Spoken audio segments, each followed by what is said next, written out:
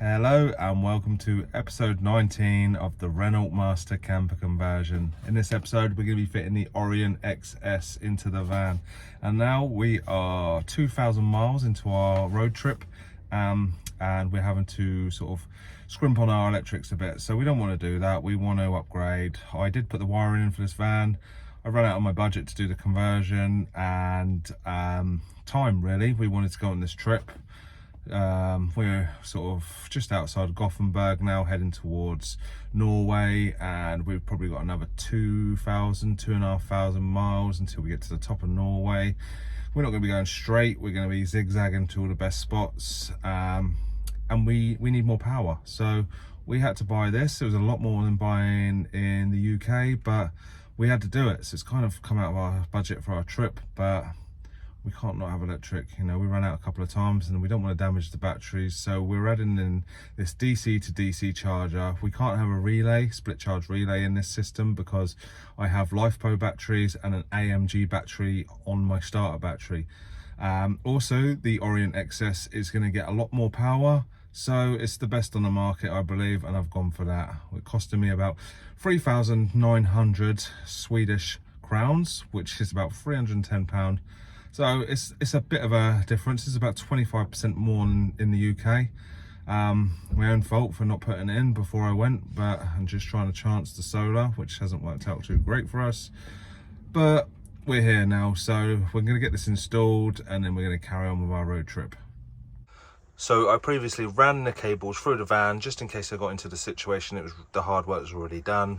So the cable's there, and now I'm going to mount the XS just above it, and then I can run the cables back through there to my fuse box here. So I've mounted the XS there just above the incoming cable, and I've screwed the incoming cable into the terminal. I've also used the offcut of that cable and managed to get it behind the board in some conduit. Okay, I had a bit of conduit with me.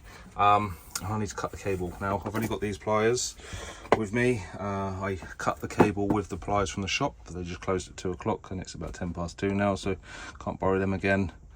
And it's raining outside, so I'm locked in the garage at the moment trying to keep it all dry. So I've just got to cut that and get a ring terminal on there, which I don't have the tools to crimp it on. And I just put that cable straight into the terminal without a ferrule, but I'll do that when I get home. So the next job is to add in your ground cable. So I've already done this, and it connects to your negative bus bar, which is obviously grounded here, and this obviously doubles up as the negative for the Orion XS. So luckily I found these cables in Biltema, which is just sort of our hardware sort of B&Q type thing in Sweden. They're pretty cheap. They did do them in the marine shop where I bought this from, but more expensive, so I know I can get them here. I just bought the unit from the marine shop, and I'll get the little gubbins and bits and bobs that I need from Biltema. So it's coming along nicely. The only issue I'm having is I don't have any tools to crimp on the ring terminals on there, and I can't get the right size either. So I'm thinking I'm just going to cut this in half and joint it temporarily. Then I might go back to the marine shop on Monday and then see if they can lend me their crimps. And I think they had the right size ring terminals. Biltema don't have the right ones. They have 16mm squared, but they're M8s and M10s. I need an M8, I think. This is actually M6, but I think they're pretty difficult to get M6, but M8 will do it. So now moving on to the battery side, I already had this cable installed, so I asked a nice gentleman to borrow his drill so I could drill a hole through here, because this piece that goes in here, the step and the cover, won't allow this cable to go past here unless I was to cut a slot into the plastic. But I thought it's just easier to drill a hole there, bit of conduit in there to retain that cable nice and neat and out of the way. So now that's done, I am putting a 70 amp breaker in this side, so then I can isolate it as well. So that's what they had in Biltema. That's the only one I have. You can use a 60 or a 70, that should be sufficient. And again, just using these cables, which comes in pretty handy.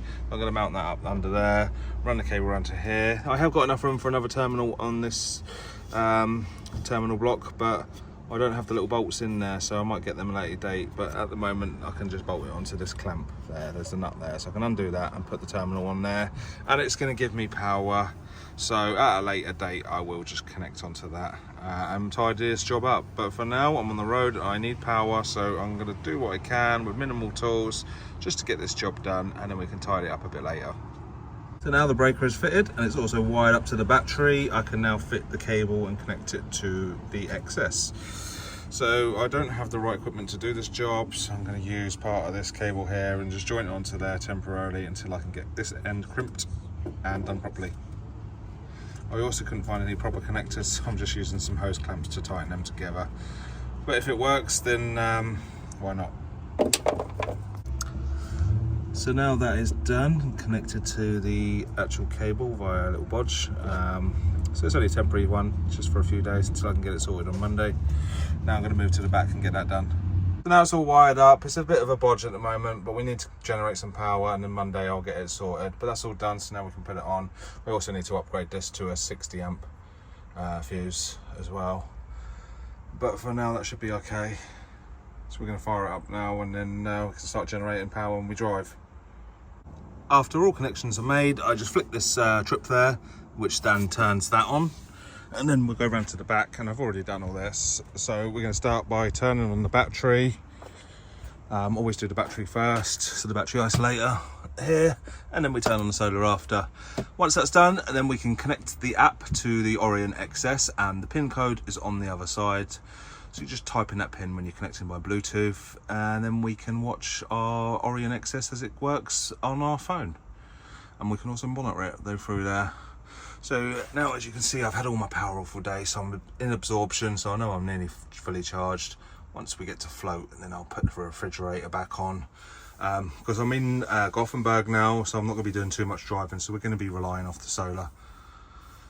But that is that. I will make another video to complete this video once I've actually properly connected these up. So it's Monday now, so I've got back to the shop.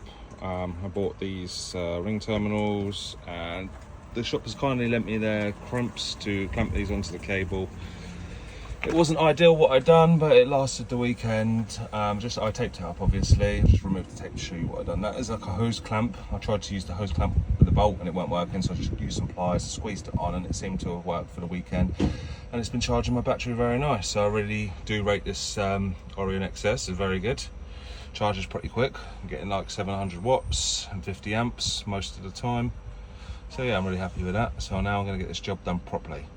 So now I've got a proper connection on there. I need to put some heat shrink onto the joint, but I don't have any, and I'm not going to buy a pack here. I'll do that when I get home. We also need to change that for a 50 or 60 amp fuse. 60 amps probably best, but strangely I've been running a 40 amp fuse, and the XS is kicking out 50 amps and it's not blown. Didn't really have much option the other day. They do actually sell them in this shop here. I will show you the shop. Don't know how you say it. Jackman's. That's where I bought the XS from, which is expensive, and they also have fuses there which are expensive. So I'm going to see if I can source it for cheaper. It seems to be working, so it will do for now. Got the same situation here. You know, we just used what we could find at the time. This cable comes already like that, so I just cut it off, strip the cable, and then crimp that on there. But as you can see, it's quite strong. It's not ideal, but it works. So I'm just going to get this crimped on anyway. The crimps. And then, yeah, get that one bolted onto the breaker there. So that is job done via the heat shrink. So the job is 99% complete. I'm not bothered about the heat shrink now. I'm not going to buy it because it's expensive from the shop, and I've got some at home. That should be good for me. And when I get home in a month's time, I will heat shrink that, and I'll be 100% complete.